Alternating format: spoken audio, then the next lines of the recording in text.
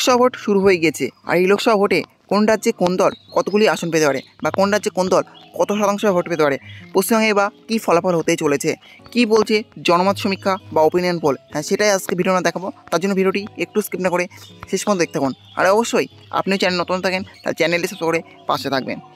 জনমত সমীক্ষা opinion pole মানুষের মনের আভাস মাত্র। 4ই জুন জানাবে যে কী ফলাফল হতে চলেছে।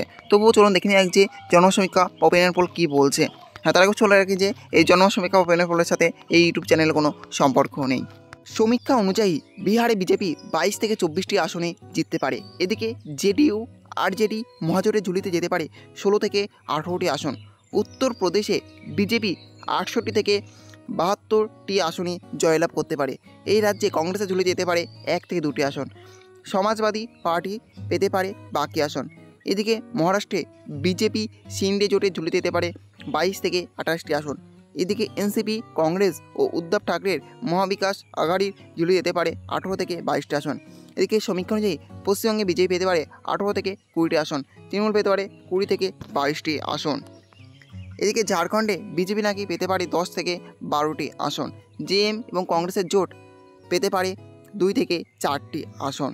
রাজস্থানে বিজেপি ঝুলি দিতে পারে 20 থেকে 22টি আসন। কংগ্রেস পেতে পারে মাত্র 3 থেকে 5টি আসন।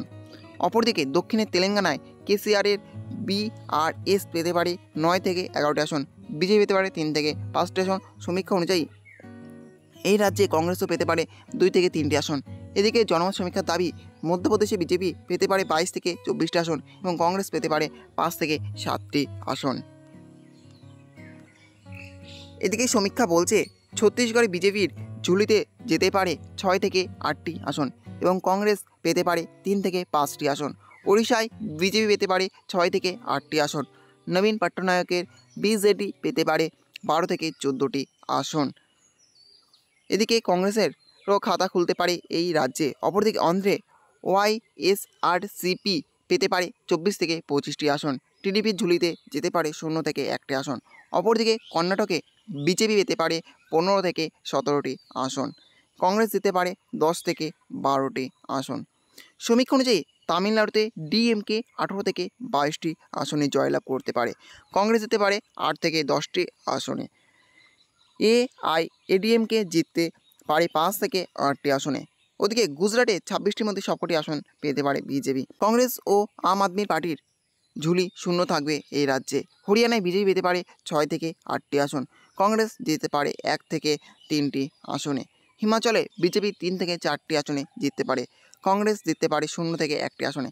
এছাড়া উত্তরাখণ্ডে বিজেপি পেতে পারে 5টি আসন, 4 থেকে 5টি আসন। কংগ্রেসের খাতা খুললেও খুলতে পারে এই রাজ্যে। এদিকে সমীক্ষা অনুযায়ী গোয়ায় 1 থেকে 2টি আসনে জিততে পারে গেরুয়া শিবির। হাত শিবিরের ঝুলিতে 1টি আসন আসলেও আসতে পারে এই রাজ্যে। এদিকে জম্মু কাশ্মীরে বিজেপি পেতে পারে 2 থেকে 3টি আসন। কংগ্রেস পেতে পারে 0 থেকে 1টি আসন। ন্যাশনাল কনফারেন্স জিততে পারে 2 থেকে 3টি আসনে। পাঞ্জাবে বিজেপি জিততে পারে 1 থেকে 3টি আসনে। আম আদমি পার্টির ঝুলিতে যেতে পারে 4 থেকে 6টি আসন। এদিকে কংগ্রেস সে রাজ্যে পেতে পারে 3 থেকে 5টি আসন। আকালি দলের ঝুলিতেও যেতে পারে 1 থেকে 3টি আসন। অসমে বিজেপি 8 থেকে 10টি আসনে জিততে পারে। কংগ্রেস যেতে পারে 3 থেকে 4টি আসনে। উত্তর পূর্বে বাকি সব রাজ্যে ও মিলিয়ে বিজেপি ঝুলিতে আসতে পারে 4 থেকে 6টি আসন। কংগ্রেস জিততে পারে 2 থেকে 4টি আসনে। এদিকে কেরলে নাকি এবার খাতা খুলতে পারে বিজেপি।